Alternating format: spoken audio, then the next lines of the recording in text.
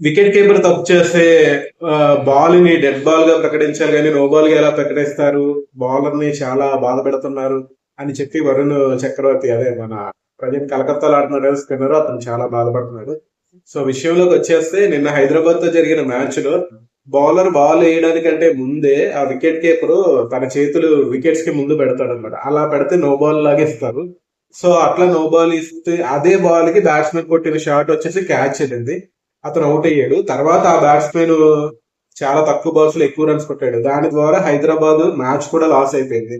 So ఎవడో I mean wicket keeper చేసిన తప్పుకి బౌలర్ కి ఎలా శిక్ష చేస్తారు, అది నో బాల్ ఎలా వేస్తారు, కొన్ని డెడ్ బాల్ గా ప్రకటించండి. అక్కడ వికెట్ వచ్చింది, వికెట్ పోయింది.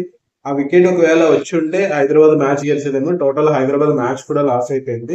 బౌలర్ పేరు వచ్చేసి జీనస్ అన్సారీ, బౌలింగ్ లో ఓపెనర్ వచ్చేసి ర్యాన్ వికెటర్, ముంబై ఓపెనర్. సో తను బ్యాటింగ్ చేస్తున్న టైంలో ఇలా జరిగింది. సో అది ఎంతవరకు కరెక్ట్ అని వీళ్ళు ఫీల్ అవుతున్నారు.